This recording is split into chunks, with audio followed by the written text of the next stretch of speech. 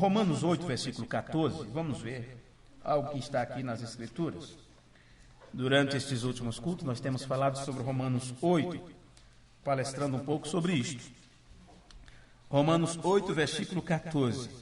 Porque todos os que são guiados pelo Espírito de Deus, estes são filhos de Deus. Porque não recebeste o espírito de escravidão, para outra vez estardes em temor, quer dizer, com medo, se acovardando. Mas recebestes o espírito de adoção de filhos, pelo qual chamamos Deus de papai. É assim que está, na Bíblia, viu?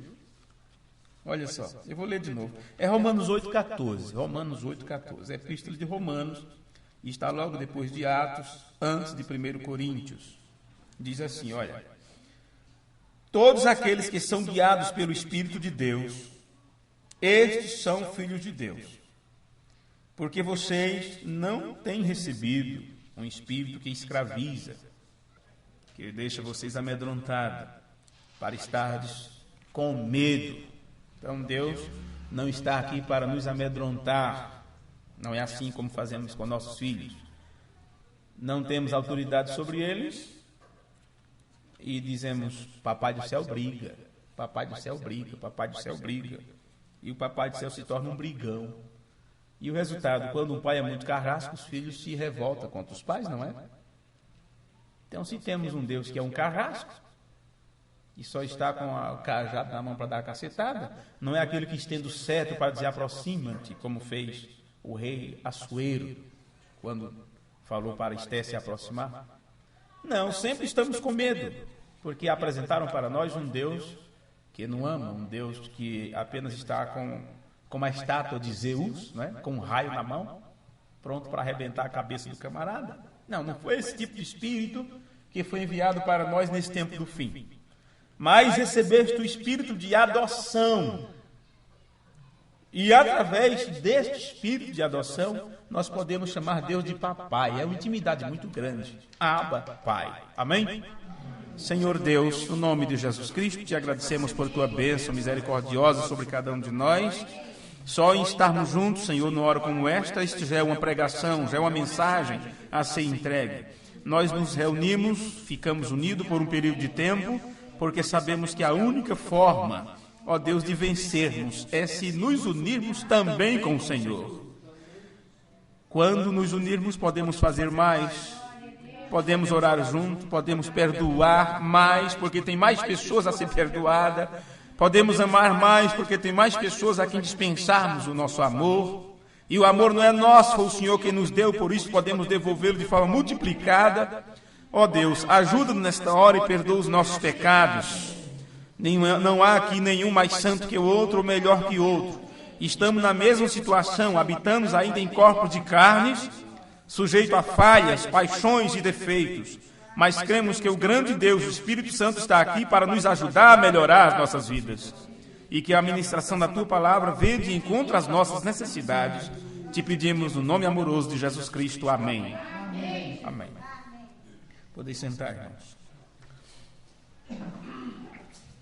Ok, nós estamos vindo com uma linha de pensamento, falando sobre a vida de Deus, que quando ela se manifesta, ela manifesta-se a mesma coisa ontem, hoje e eternamente. A vida de Deus, ela não pode ser modificada, acrescentada, tirada em nenhuma parte. Significa que se Deus agiu de um modo lá no tempo passado, ele terá que agir do mesmo jeito agora, terá que agir do mesmo jeito amanhã.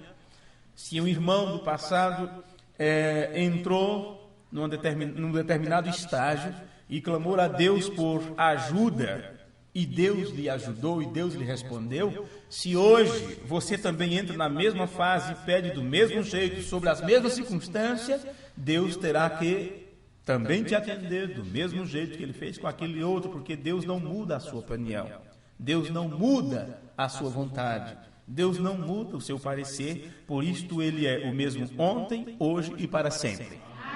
Então, quando nós entendemos isto, nós vemos também que a vida de Deus, a vida ela não para, ela tem que estar sempre quando ela se manifesta, ela outra vez frutifica, dá fruto, se multiplica, como existem as divisões das células. E o que Deus fez, quando Ele enviou seu Filho primogênito, o primeiro filho nascido, o primeiro filho gerado do próprio Deus, o que estava no seio do Pai, para fazer o Pai conhecido, esse filho manifestou a vida de Deus, porém ele recebeu a vida de Deus em plenitude, vamos dizer assim. O filho primogênito, ele teve 100% da vida de Deus e ele manifestou isto. Agora, aí depois disso vem os outros filhos. Então vem um Abraão, um Moisés, um Davi, e assim vai. E vem um Paulo, vem um você, vem um eu, ou seja, quem for. E cada um tem um determinado nível, tem uma determinada medida, ou uma determinada capacidade. Então, digamos que um teve 80% da vida de Deus em sua época, outro 50%, outro 30%, talvez eu tenha 0,001%, talvez você tenha 2%, 10%. Veja, então, eu não tenho por que ter desculpa de dizer se eu recebi apenas 0,01% da vida de Deus, eu não tenho por que manifestar isto porque é tão pouquinho. Não, não é desta forma. Se eu só tenho capacidade para manifestar 0,1%, esta vida, quando eu manifestá-la, ela terá que produzir outra vez a vida de Deus. Porque Deus não tem meios cristãos, Deus não tem meio filho, ou será que é ou não é. Não, a vida de Deus terá que ser manifesta e terá que reproduzir-se do mesmo jeito. E é de tal forma que você não pode dizer fulano tem mais fé, fulano é mais santificado, fulano é mais isto, fulano é mais aquilo. E outros colocam toda a culpa, ou vamos dizer assim, toda a responsabilidade nos espinhastros de Jesus e diz que ele era o Filho de Deus, então ele podia vencer isto, ele podia aquilo. Ora, por quê? Colocarmos apenas a responsabilidade nas outras pessoas, como se você fosse o fraco, você sabe, e como se as outras pessoas fossem mais santas do que você. Não é assim. Não é assim. Homens como Moisés, homens como Elias, como Isaías, cada um destes vocês conhecem nas Escrituras. E foram chamados, inclusive, dos heróis da fé. E tem a galeria deles, a galeria dos heróis da fé. É como se você fosse entrando no museu histórico sobre a vivência cristã e fosse vendo quadros e mais quadros com a vida de cada personagem. E você passa por um e diz, pela fé, Enoque andou com Deus e foi arrebatado. Porque ele agradou a Deus, e você fica diante daquele quadro de Enoque, aquela admiração por um homem que andou com Deus. Agora, se isto fosse apenas para ele, por que você está tentando viver na vida cristã? Por que você vai, vamos dizer assim, enganar a si mesmo achando que será arrebatado?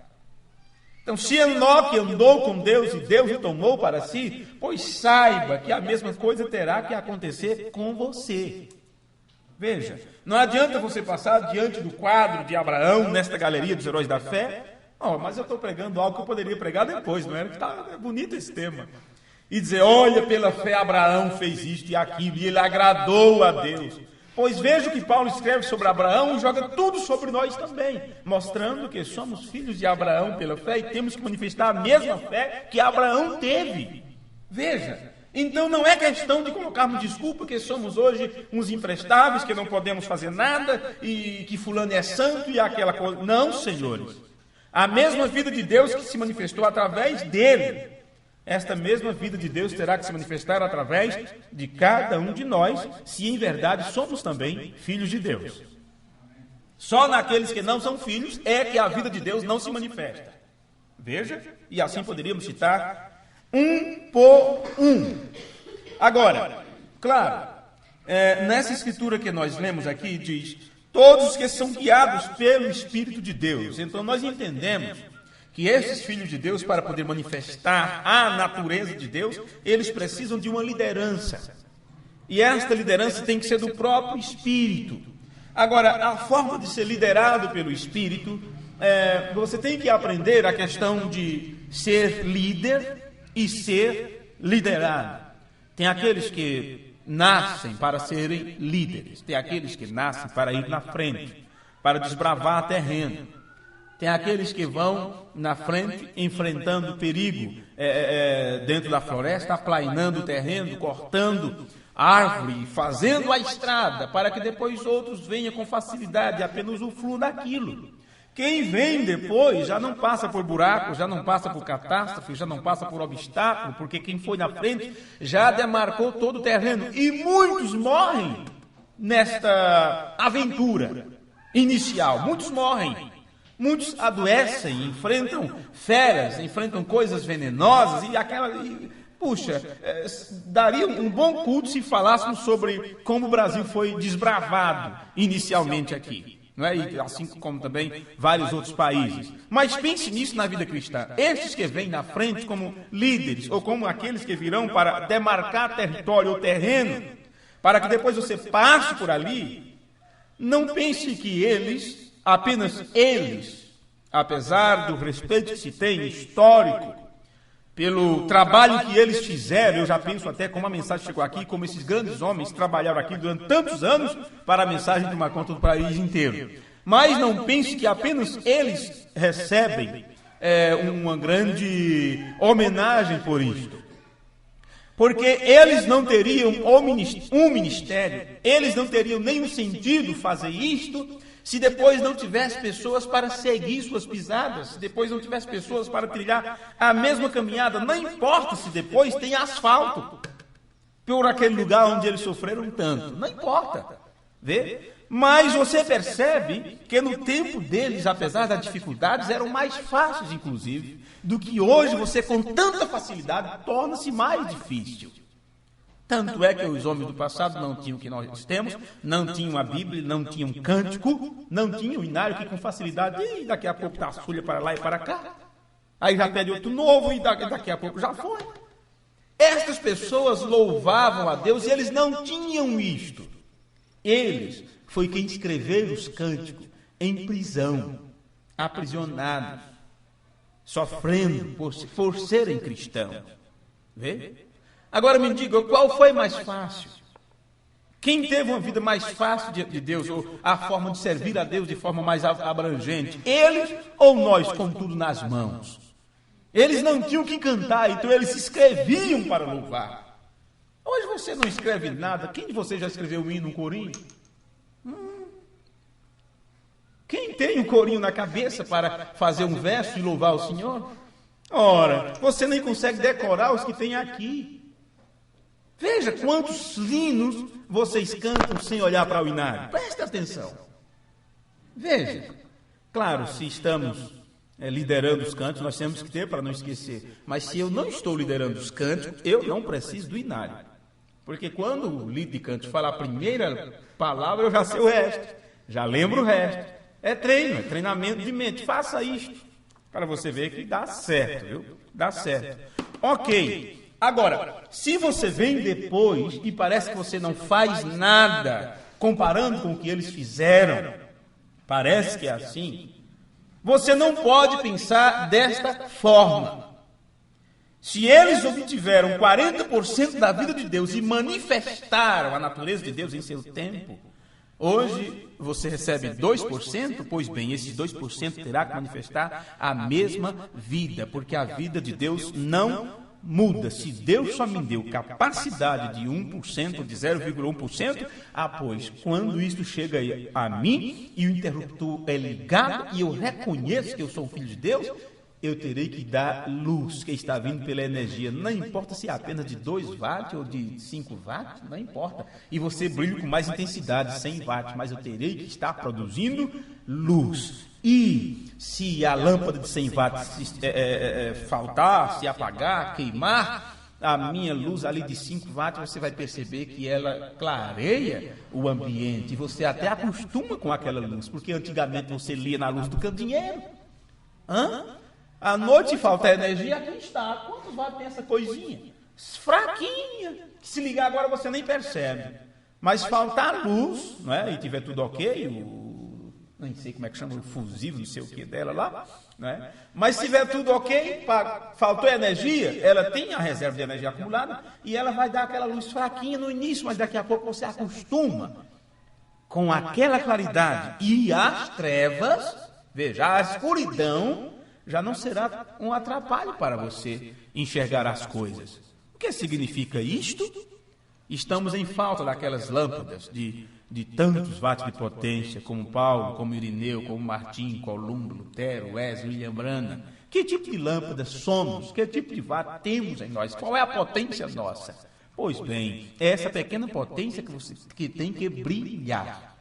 Tem que brilhar, as trevas têm que fugir, tem que ser espantada mesmo com esta luz. Vê? Esta é a verdade. Dizem que a escuridão não existe. Olha, eu fiquei surpreso quando me disseram isto. Fiquei abobalhado quando me disseram que as cores não existem. Não existe cores, não existe isso que você vê aí, essas cores que você vê na roupa, isso não existe. Veja, mas por que eu estou vendo? Não é? Como é que elas não existem se eu já estou vendo? Pois bem, isso tudo é jogo de luz na nossa retina, não vou entrar por esse detalhe agora. Se você pega todas as cores e gira elas numa determinada velocidade, você vê tudo branco. Você vê tudo branco. Não sei se vocês estudaram isso nas escolas de vocês. Eu não estudei. Vim ler depois, mas quem já estudou, não sei, é química que fala sobre isto? Não sei. Alguém entende sobre isto, sobre as cores? Eu pensei que tem estudante aí de cabeça boa. Podia ajudar nessa parte. Veja, porque as cores primárias, quando elas se juntam, elas vão formando as outras cores. Então, eles têm um círculo, para quem nunca ouviu falar. Tem um círculo, assim, ó. E tem, então, todas as cores ali. E os professores mostram para os alunos isto. Quando gira aquilo em uma determinada velocidade, você não vê vermelho, você não vê preto, você não vê azul, você não vê encarnado. Sabe que cor é a encarnada? É o vermelho, minha mãe que chamava encarnado, né? Encarnado. Porque, eu acho que ela queria dizer escarlate, né? Escarlate. Olha o nome. Se for escarlate, porque é vermelho, não é? Vermelho. Então, como não se sabia dessa palavra tão complicada, falava encarnado. Que coisa. Carmesim também. Né? Então, quando você gira aquilo, você não vê essas cores, fica tudo branco, a cor branca. Vê? É isto. A mesma coisa diz que eu estou vos falando. O que é a escuridão? A ausência de luz. A ausência de luz. Agora, luz é substância. Luz é substância. Assim como fé, William Branham disse, é substância. Espírito não é apenas uma imaginação, é substância. Vê? É algo firme. Mesmo que esteja em uma forma, como eu diria, abstrata. Ok. Que tipo de vida temos, o que somos, o que podemos manifestar? Não importa se você recebeu uma pequena porcentagem, você tem que manifestar a vida de Deus outra vez. Agora, aqui diz que o espírito de adoção que nós recebemos é o que nos faz clamar Abba Pai, que é chamar Deus de Papai. Nós temos entendido que o espírito de adoção é o que nos deixa pronto, é o que nos apronta para a nossa mudança do corpo. Agora veja, se você recebeu o mesmo espírito que Paulo tinha, se você recebeu o mesmo espírito que José tinha, se você recebeu o mesmo espírito que o Filho de Deus tinha, você terá que estar disposto a ser dirigido por esse espírito. Que espírito recebeu Paulo? Que espírito recebeu José? Que espírito recebeu Jesus Cristo? Bem, a Bíblia diz, se o mesmo espírito que ressuscitou a Jesus dos mortos habita em vós, então vocês também serão vivificados. E esta vivificação não é na ressurreição ou na mudança do vosso corpo. Esta vivificação é tornar a dar vida agora. Aqueles que estavam mortos em delitos e pecados são vivificados pelo Espírito. Ou eles despertam para a vida. E como semente, eles começam a brotar outra vez a vida de Deus. Agora, é certo que estes que são filhos de Deus, eles são guiados pelo Espírito. Se você ler esta escritura outra vez, e você grifar uma palavra aqui de Paulo, uma expressão de Paulo, você ficará surpreso com o que você pode descobrir. Observe, porque todos os que são guiados pelo Espírito de Deus, esses são filhos de Deus. Então, você coloca um risco debaixo dessa frase. E quando você foca isto, você percebe que só são filhos de Deus aqueles que são guiados pelo Espírito. Veja, só são filhos de Deus os que se deixam guiar pelo Espírito. Agora, se o Espírito de Deus começa a guiar você, como é que ele pode guiar sem possuir você? Sem você sair de frente para que ele, então, te domine. Você diz, olha, isso é espiritismo? Que negócio é esse? Bem, deixa as pessoas pensar o que quiser pensar, mas eu li isso no culto passado e eu vou ler para vocês outra vez. O irmão Branham falou com o irmão, que ela tinha levantado a mão, e ele disse, como naquele tempo, no tempo de Jesus, uma jovem levantou a mão lá atrás. Aí ele diz, eu não te conheço, você e tal, não sei da tua vida, mas Deus te conhece. E se ele, é no sermão, o verdadeiro selo da Páscoa, e se ele pode revelar-me pelo seu Espírito Santo, o Cristo ressuscitado que vem aqui e me dá uma ressurreição temporal por meu Espírito, que meu Espírito saia de mim, ou se mova de mim, e seu Espírito entre, para que você saiba que ele está vivo ou não. Agora, eu não te conheço, esse sou eu e meu Espírito.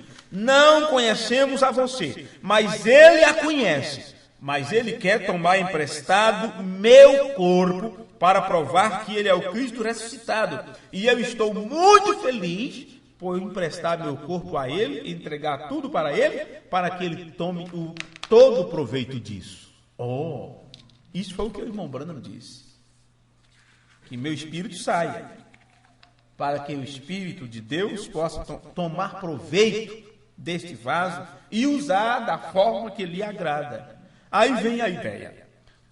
Até que ponto estamos dispostos a nos deixar ser guiados por Deus? Se Deus quiser tomar teus lábios para falar às pessoas, para falar do seu amor para as pessoas, está você disposto a deixar Deus falar através de você? Se Deus quiser tomar tuas mãos para ajudar a pessoas necessitadas, está você disposto a ser as mãos de Deus aqui na terra para ajudar as pessoas? Se Deus quiser tomar teu coração, tua mente, teu entendimento, para orar pelas pessoas, orar por irmãos que estão em problemas e em necessidade, está você disposto a tirar o seu pensamento dos problemas das pessoas, da fraqueza das pessoas, dos erros das pessoas, e ao invés de bater com a língua nos dentes, ao invés de estar acusando, julgando, pré-julgando, seja como for, está você disposto a sair, a tirar sua própria mente, a tirar seu próprio espírito do meio e deixar Deus então interceder e assim você orar por aquela pessoa? Isso quer dizer orar em nome de Jesus, que é pedir a Deus exatamente o que Jesus pediria. Até que ponto estamos dispostos a fazer isso, a se deixar ser guiados por Deus? Sim, o William Branham disse no sermão Chuva Temporânea e Tardia: a videira não dá fruto, ela somente dá vida aos ramos para dar fruto.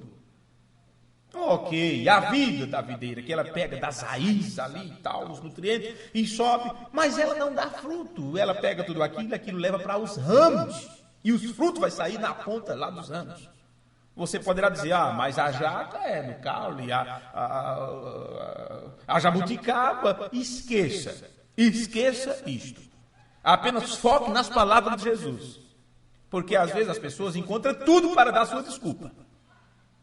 Como eu vos disse, Jesus podia, eles podiam, eu não. Não é essa a questão. Nós temos que poder também. Nessa questão, esqueça as árvores que produzem no caule. Temos muito, parece que o cacau também, não é? Temos o cacau, temos a jaca, temos a jabuticaba, qual mais? Eu poderia lembrar aqui de uns 6, eu acho, se eu puxar pela memória. Mas faz tanto tempo que eu vi essas coisas, né? Que só lembrei desses 3. Mas tá, o que nós estamos falando é o que Jesus se referiu, no caso. Porque se você começa a procurar detalhes para arrumar desculpa para si próprio, você nunca vai entender porque ele amaldiçoou a figueira.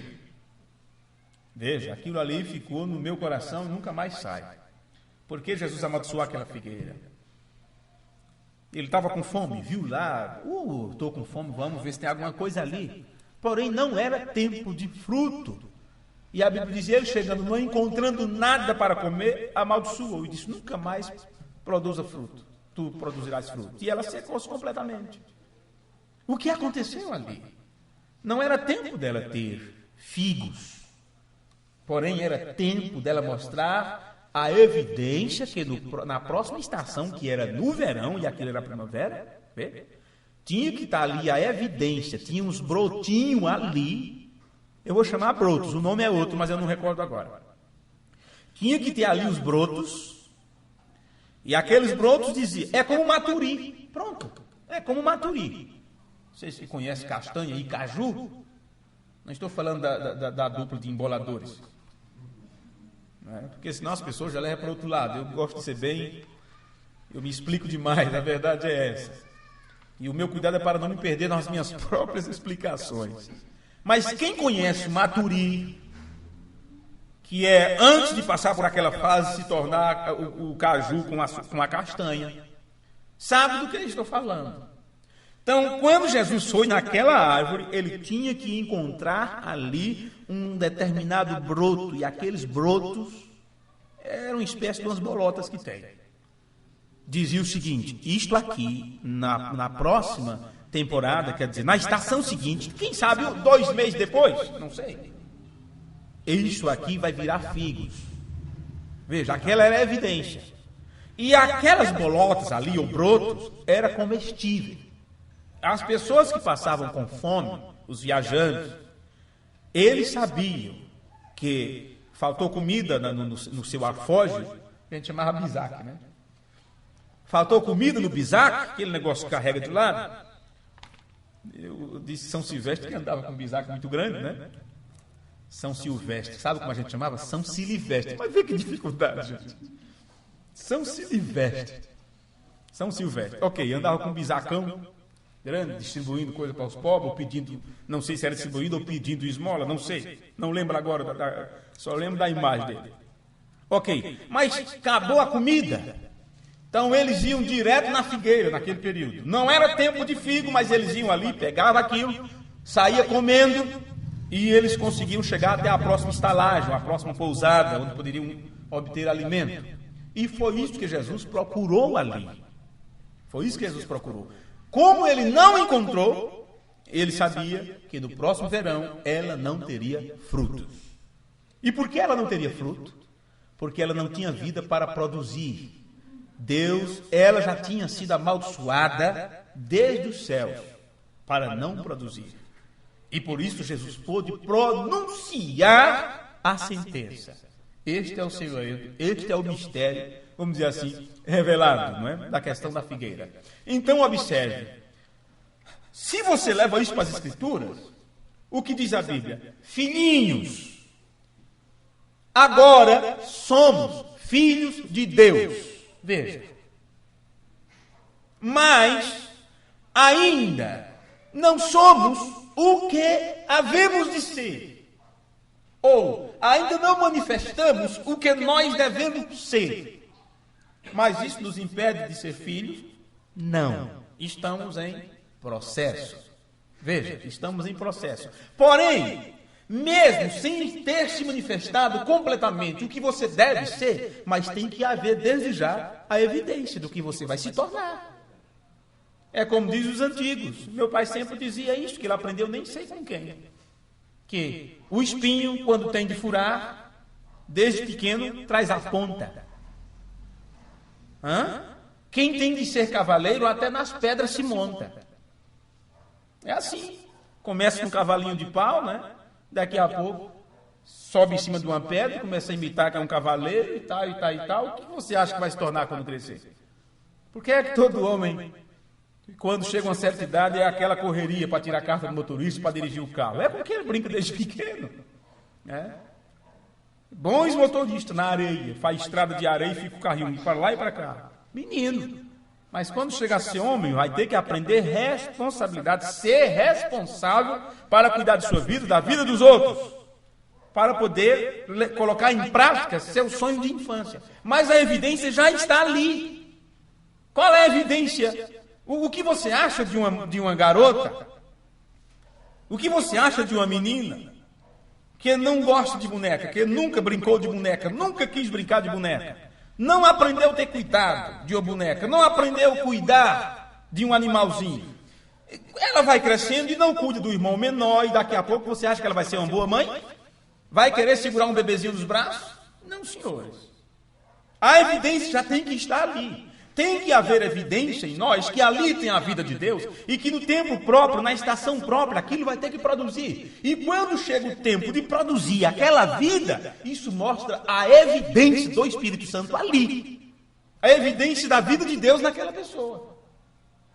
Bem, se eu pegar isso depois em texto, eu vou pregar muito com isso que eu acabei de vos falar, pode ter certeza. Bem, agora vamos voltar para as Escrituras. Estávamos lendo Romanos 8,14. Ok. Vamos para o versículo 16. Porque é dito que esse Espírito, o que eu vos disse, eu fiz essas divagações todas agora, mas eu estava falando sobre o mesmo Espírito que veio sobre Paulo, José, sobre o Filho de Deus, sobre todos eles. Eles se deixaram guiar por esse Espírito. E a pergunta foi esta: e você está disposto a ser dirigido pelo Espírito também? Se não é assim, então, você não tem recebido o Espírito de adoção, se você não está desejoso de ser guiado pelo Espírito. Mas, esse Espírito desceu nesta hora, no tempo do fim, porque estamos falando de Deus mesmo. Este Espírito desceu nesta hora para nos conduzir, e não pense que será fácil. Não pense que será fácil, e vou dizer por quê. Porque o Espírito, quando ele vem, ele quer ter a preeminência, o total controle, a liderança. Olha para onde chegamos. Eu lembro agora que ficou uma ponta lá atrás, há 15 minutos atrás aproximadamente. Se eu for olhar na gravação, vai ver que é isso mesmo.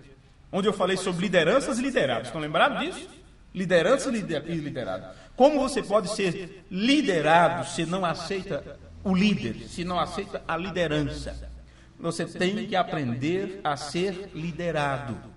Veja, porque alguém tem que ser líder. Alguém tem que liderar. E o único líder que nós temos que reconhecer é Deus mesmo, o Espírito Santo. E ele tem vindo nesta hora para nos guiar, nos conduzir em nossos papéis adequados, cada um no seu devido lugar, para nos colocar em posição, na posição do corpo de Cristo. E você sabe que este corpo é a palavra, correto? Este corpo é a palavra. Agora o versículo 16. O mesmo Espírito, que é o próprio Espírito de Deus, viu? Testifica com o nosso espírito que somos filhos de Deus. Agora, como pode ele testificar? Como é que ele testifica isto? Eu penso, pelo que acabamos de dizer também agora, observe, o mesmo espírito que está falando do próprio Deus é quem testifica com o nosso espírito que somos filhos de Deus. Assim, o que acontece é que a forma que o Espírito Santo testifica em nós que somos filhos é mostrando a evidência dele através das nossas vidas. Agora, por que eu vos disse que seria difícil e complicado? Porque ninguém quer ser liderado, todo mundo quer ser líder. É como diz, o empregado sempre quer ser um patrão, quer mandar como se fosse o patrão. É só chegar um novato que ele já quer mandar naquele como patrão. Mas o patrão já quer ser um rei, um ditador, um rei. Todo rei já quer ser um Deus. Quando Deus desceu e se tornou um homem. Esta é a verdade. Mas que evidência podemos ter? Porque eu vos disse que não seria fácil. Observe, não é seu espírito estar de acordo com a palavra de Deus, mas é o espírito dele em você. Porque, para começar, teu espírito, tua natureza, nunca te levaria a isto. Por isso que o espírito, Deus mesmo, vem à tua alma, fala à tua alma, que é a parte dele que está em você. A alma que é eterna com Deus, foi gerada em Deus, estava em Deus. Porque de onde vem esse corpo? Isto é terra, isto é pó. Isto é pó. Veja. Então, é o Espírito Santo, pela palavra, que deve dar testemunho com o nosso espírito, que somos filhos de Deus. Então, você entende melhor o versículo 17. E, versículo 17 de Romanos 8. E, se, é assim que está, né? Você que está com... E se nós somos filhos, está assim mesmo? Ah, tá. Então, preste atenção nisso. E se nós somos filhos, em alguma tradução deve estar, e se somos filhos, porque mesmo que não esteja incluído nós, mas o sujeito oculto já está aí, e se somos filhos, então observe como eu vou ler esta frase. E logo, se de fato somos filhos, então logo nós de fato somos herdeiros também. Vê?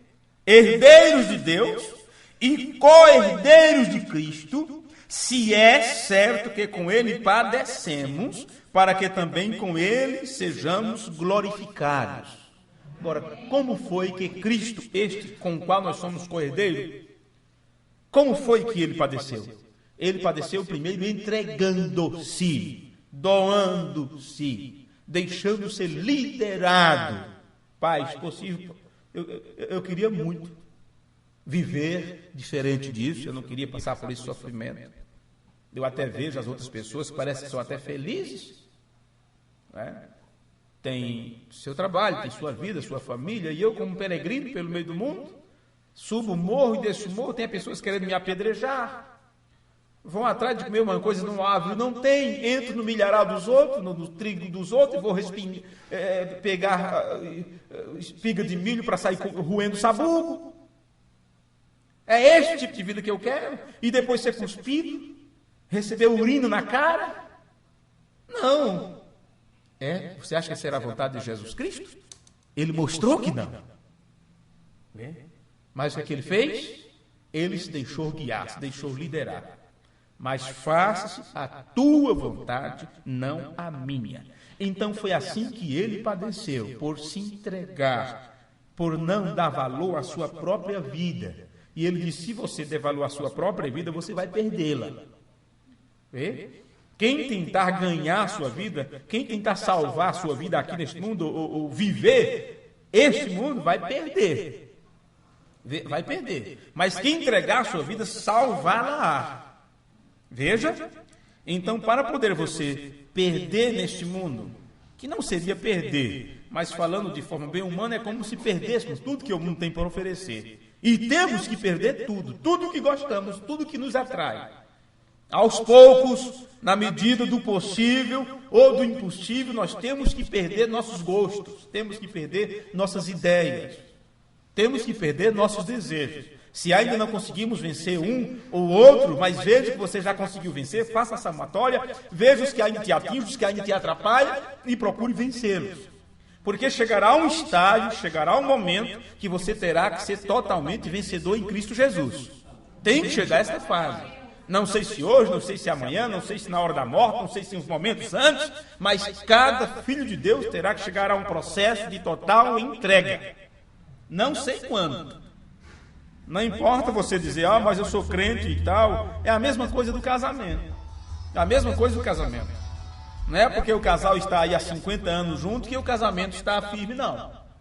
A cada dia você terá que lutar pelo seu casamento. Cada dia. Vocês sabem disso. Sabem disso. Não existe, e foram viver felizes para sempre. Não, senhores. Não, isso é conto que te faziam dormir. Você ficar sonhando, eu sou a princesa e meu príncipe encantado, e vai vir no cavalo, aquela coisa toda. Todos esses sonhos aonde ficaram? Meu amigo, é uma coisa que é construída a cada dia. Então esqueça essa felicidade para sempre e se apegue exatamente naquele linguajar aí fora do mundo sobre momentos felizes. Pegue essas somatórias de momentos felizes e viva com isso. Um dia de cada vez, um momento a cada vez. E se vocês têm 5 minutos de felicidade, estique isso. Não é? Estique essa pele aí para passar por cima de todos os momentos infelizes. Ou não vai chegar longe, não. Vê? Ok. Vamos aqui. Porque para mim, versículo 18. Porque para mim tenho por certo que as aflições deste tempo presente não são para comparar com a glória que em nós há de ser revelada. Então você percebe? Note que é em nós, não é para nós, vai ser alguma coisa revelada para nós, vamos ficar sabendo disso, um encantamento assim. Não, senhores. É em nós, a revelação em nós, vivendo e permanecendo, mesmo nesses corpos mortais. Por quê? Versículo 19. Porque a ardente expectação da criatura está esperando a manifestação dos filhos de Deus. Em outras palavras, toda a criação de Deus, toda a criação de Deus, está esperando por vocês. Toda a criação de Deus está esperando por nós. Tudo. Está esperando que nós nos manifestemos. Nos manifestemos para quê? Para que cheguemos a ser aquilo que Deus ordenou para que nós... As palavras agora, nós sejamos, não é bem assim. Observe, toda a criação de Deus está esperando a nossa manifestação, para que nos tornemos o que Deus determinou que nós seríamos, agora bem, que nós seríamos, quando chegasse o tempo de nós nos manifestarmos como filhos. E se você não chegou nessa parte ainda, ao menos hoje você tem que mostrar esta evidência, ou vai ter que secar e não sobrar nem raiz nem ramos. O fim será ser queimado. Esta é uma pura verdade. Agora, claro, se somos filhos, logo teremos que procurar atuar como filhos, ou não assumiremos a nossa posição no corpo. Veja o versículo 20. Porque a criação ficou sujeita à vaidade, não por sua vontade, mas por causa do que a sujeitou. Ok, mas aqui falou sobre uma expectação, uma esperança. E que esperança seria essa? Que expectativa seria esta? Esta é uma expectativa séria, porque está falando de uma glória que será revelada, está falando de algo que temos que ser, está falando de algo no qual nós temos que chegar, e nós, sinceramente, esperamos que a revelação que Deus tem trazido para nós produza em nós o que foi dito que deveria produzir. Você diz, mas está falando de esperança aonde? É no versículo 21. Na esperança de que também a mesma criatura seja libertada da servidão da corrupção para a liberdade da glória dos filhos de Deus. Agora, esta palavra gloriosa, ela significa que tem valores, opiniões, julgamentos, juízo, pareceres do nosso Pai. E, tendo a mente de Cristo, então, esta mente de Cristo em nós nos liberta de todas estas coisas. E o resultado? O medo, a estática, tudo que possa fazer com que você se afaste, com que você se amedronte ou se torne tímido. Esta esperança em nós, essa expectativa, é o que terá que afastar esse medo de nós. Versículo 22. Porque sabemos que toda a criação geme e está juntamente com dores de parto até agora. Veja. Agora, entenda que fomos ordenados e esta ordenação que fomos está gerando essa expectativa. E toda a criação geme, esperando assim. José, Joaquim, Maria foram ordenados para serem isto. Então Deus teve um padrão, que seria, aquele manifestará 10% a vida de Deus, aquele manifestará 1%, aquele 20% e tal. E até que você realmente reconheça a sua posição como filho e consiga se livrar de si próprio. Veja, e deixar Deus agir. Isto é todos nós, viu? Isso é para todos nós. Carapuça, chicotada, conselho, advertência, é para todos nós. Eu primeiramente. Eu principalmente. Até que nós cheguemos àquela posição, a ponto de Deus confiar em nós. A ponto de Deus dizer, este é meu filho amado em quem me compraste. A ele ouvi, a ela ouvi. Toda a criação está gemendo, porque a criação quer, deseja passar pelo processo de renovação, onde todas as coisas que Paulo chamou de a corrupção, Pedro também chamou de corrupção, que pela concupiscência há no mundo, toda a criação geme a voltar à origem, onde não tinha pecado, onde não tinha maldade, onde não tinha maledicência, onde não tinha morte, onde não havia enfermidade, onde não havia incredulidade, onde não havia dúvida, dor, desespero, seja o que for.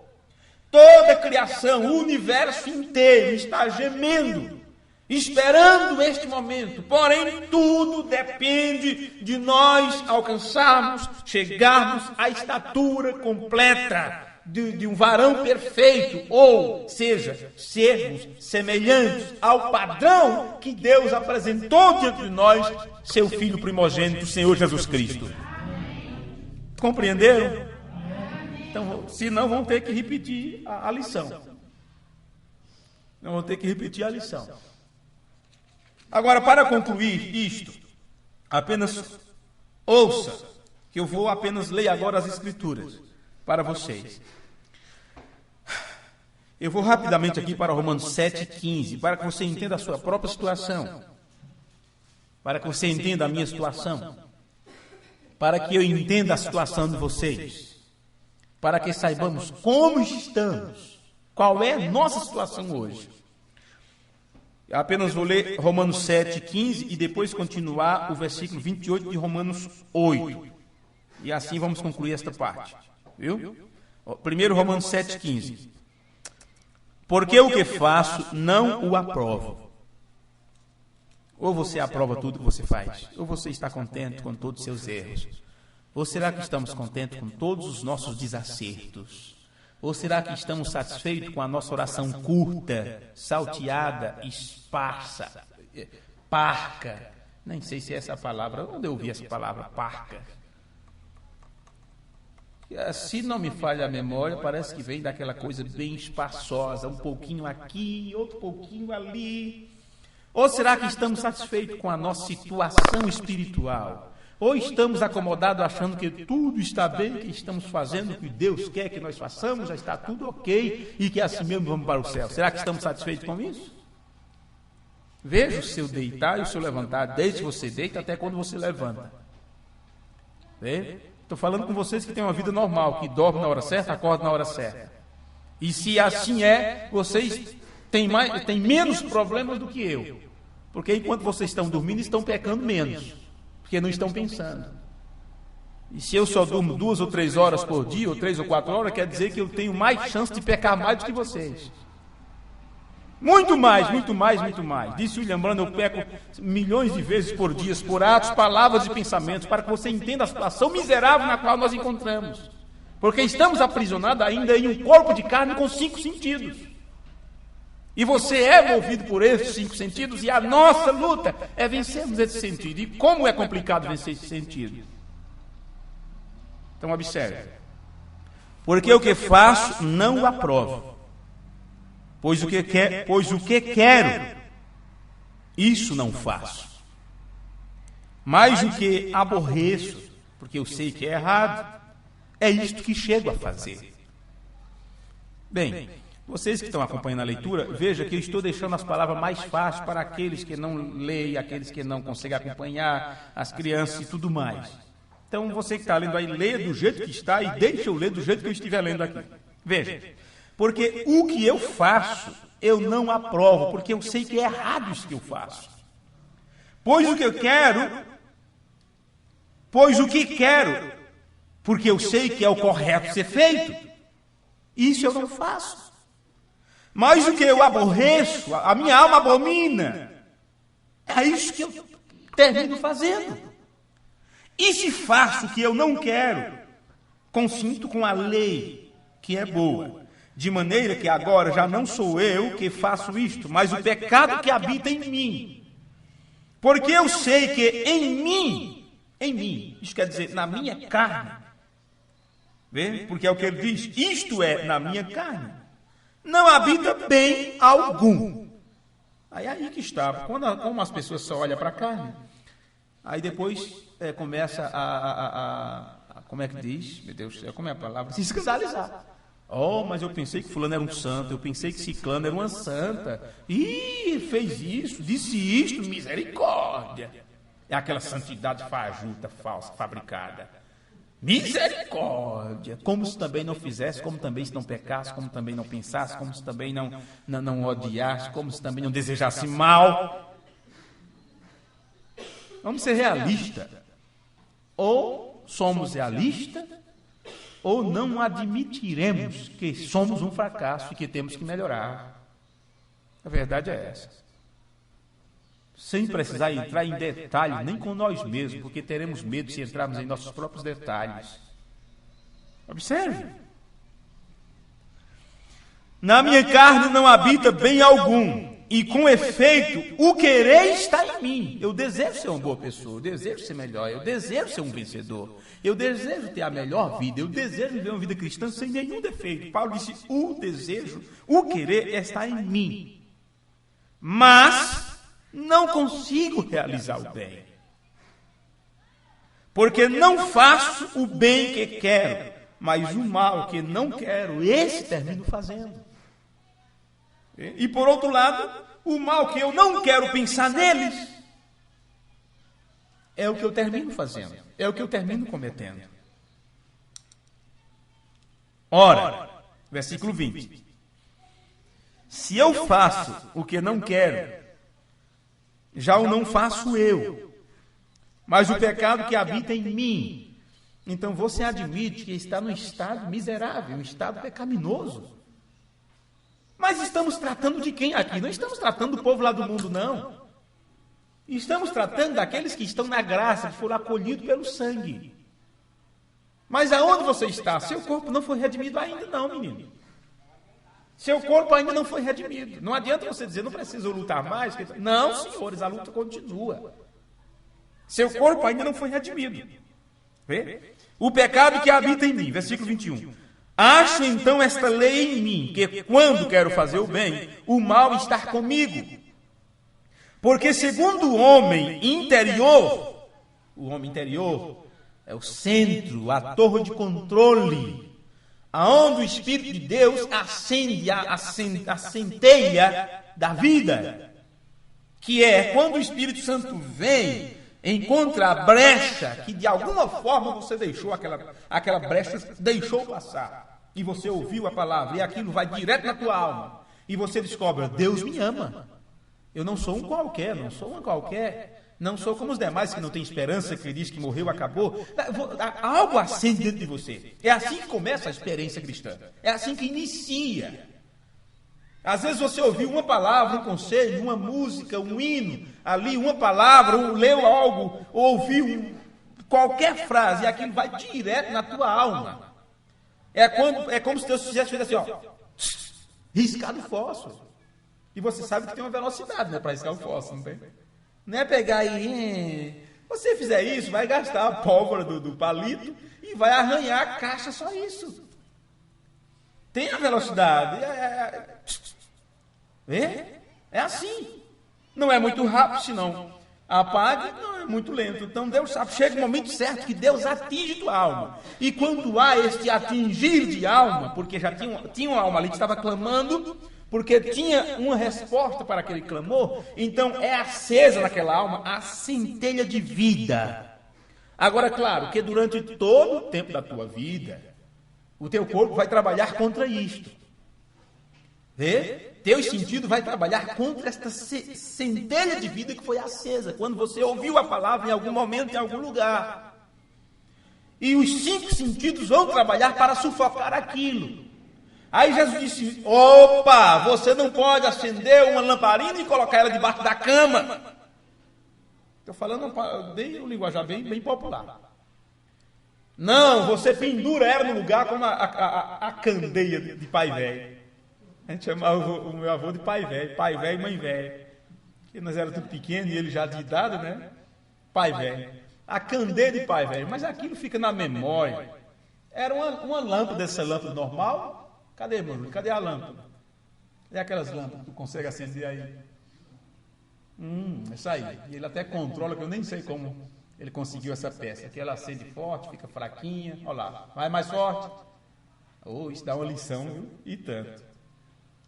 Ok. A candeia de pai velho era aquilo ali, era uma lâmpada daquela. Não era assim, José? Mas enfim. Era uma daquela, eles tiraram a parte de cima, colocaram o pavio, bem bonitinho. Então ele tinha o maior cuidado. Olha, nós crescemos vendo aquela lamparina na sala, pendurada no arame. As telhas de areia ficavam lá, a pucumana, aquele negócio preto que sai do querosene. Ficava ali, mas pronto, quando secava ele lá, colocava o querosene com todo cuidado, nunca quebrava. Hoje, copo e prato dentro de casa, misericórdia, toda semana você tem que estar comprando copo e prato. Eu já disse para as meninas, vou comprar tudo de plástico. Pai, compra aqui, compra, menina, vamos comprar de plástico. Não, pai, compra meia dúzia que já está bom. Não, 15 dias depois só tem 4, daqui a pouco parece que só tem 3.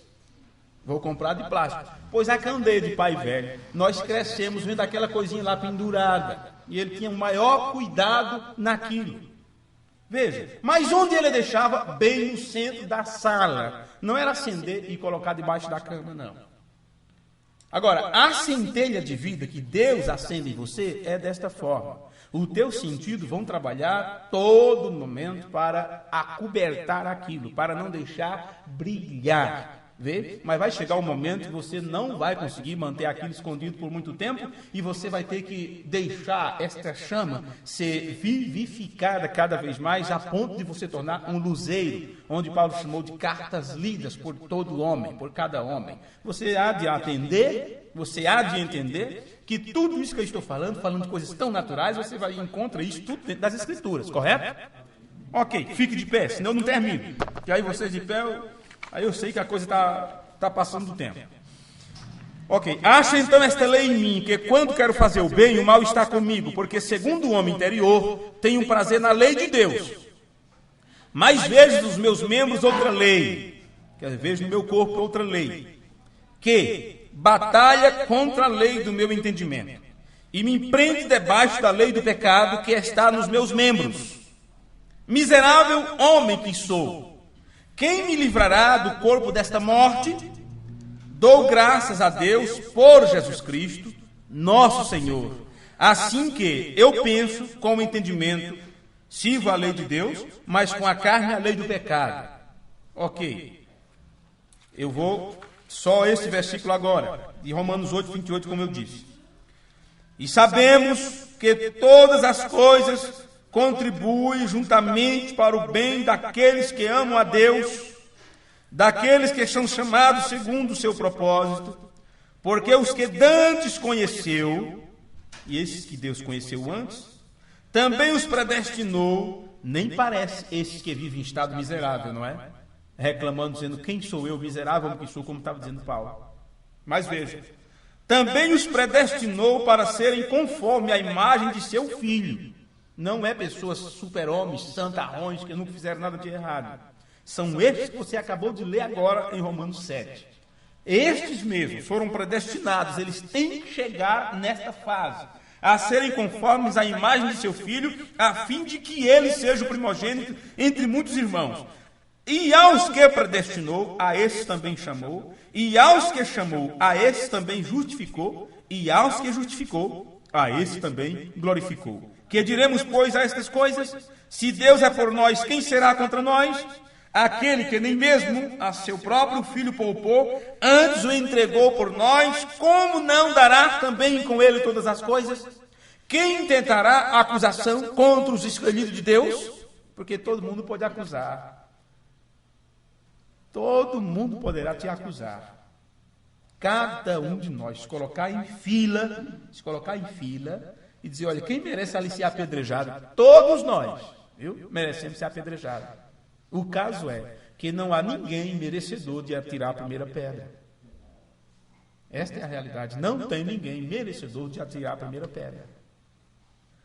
Quem tentará acusação contra os escolhidos de Deus? É Deus quem o justifica. Então é problema de Deus se ele quer pegar estas pessoas tão defeituosas, tão miseráveis, como diz Paulo, e levá-las a uma posição de serem conforme à imagem de seu filho. Ele terá um processo para isto. Versículo 34. Quem é que condena? Pois é Cristo quem morreu, ou antes, quem ressuscitou dentre os mortos, o qual está à direita de Deus e também intercede por nós. Quem nos separará do amor de Cristo? A tribulação, a angústia, ou a perseguição, ou a fome, ou a nudez, ou o perigo, ou a espada? Como está escrito, por amor de ti somos entregues à morte todo dia, somos reputados como ovelha para o matadouro. Mas em todas estas coisas somos mais do que vencedores por aquele que nos amou. Porque estou certo de que nem a morte, nem a vida, nem morrendo, nem vivendo, viu? Ou a minha vida está boa, então essa vida está tão boa que eu não sinto falta de nada, e por não sentir falta de nada, então eu vou aproveitar a vida porque está tudo bem. Você vai pensar em remédio com saúde? Você vai pensar em Deus sem necessitar de Deus? Sem ter necessidade de Deus? Por que é que quem tem muito dinheiro abomina o cristianismo? Porque eles compram tudo com dinheiro. Está ali a fila de 200 para ser hospitalizado, operado, vai lá com dinheiro e compra o hospital inteiro. E atende aqui, é doação de órgão, tá, fila aí de não sei quanto? Não, quanto é o fígado? Quanto é o fígado? Quanto é o bofe? Tem isso? Tem isso? Quanto é a moela? Não é? Assim, porque aí vocês não fica tão sério, né? Pois é, quanto é o rins? Não sei para que trocar os rins, porque o nome já é uma coisa ruim, não é? Mas se não fosse o ruim, meu Deus do céu. Pois bem, olha, observe isto aqui, viu? Ou você não compreende o linguajar explícito das Escrituras. Porque eu estou certo disto, eu tenho certeza, diz Paulo. O versículo 38, que nem a morte. Isso significa o que também? Quando os médicos dizem, não tem mais jeito, viu? Leve para morrer em casa. Aí a pessoa começa a descabelar. Mas Deus não gosta da gente, como é que isso aconteceu? Quer dizer, só pode acontecer na casa do vizinho? Só pode acontecer no noticiário? O acidente... Olha, esses dias quase que eu ia pegando a vizinha aqui, o bebezinho aqui da menina aqui do lado. Do jeito que eu ia saindo, né, arrancada para subir aqui. Mas imagine, 2 metros, foi ligar o carro, acelerar e sair. 2 metros aqui na esquina, aqui, olha, que o carro ficou parado aí. Olha onde está, bem aí na frente, você pode olhar aí. Quantos metros tem para a esquina? Na hora que saí, que acelerei, que fui indo, o menino desceu correndo, passou de frente. E o instinto de mãe, sabe como é? A mãe veio desesperada, já com a mão na cabeça, para não perder o juízo.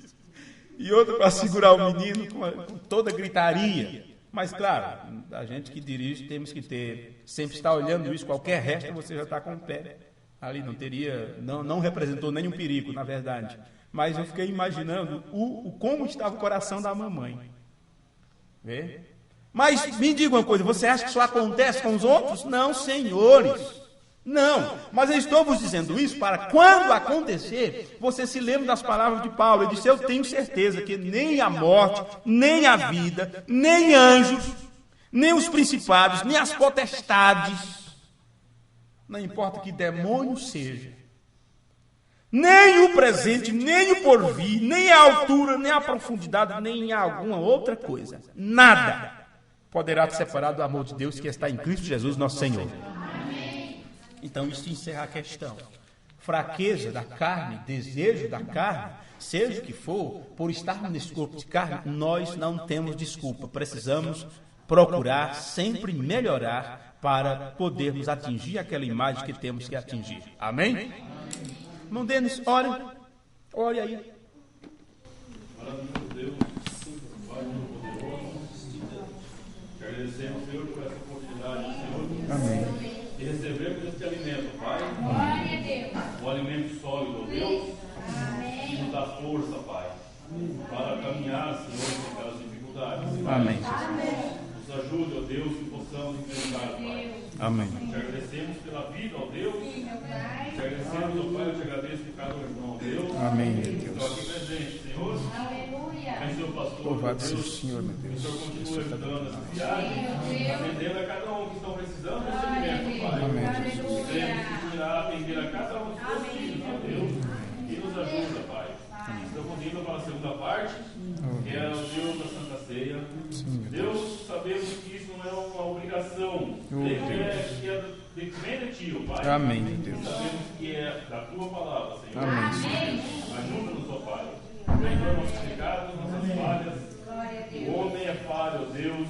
Verdade, Senhor Pegamos Deus. 24 horas por dia, Pai. Verdade. Tenha misericórdia de cada um, para que possamos levar adiante a Tua palavra, Senhor. Amém. Abençoe cada um dos Teus filhos em toda a face da terra, Pai. E colocamos as nossas vidas em Tuas mãos, Senhor. Pedimos o nome do Senhor Jesus Cristo de Jesus. Amém. Amém.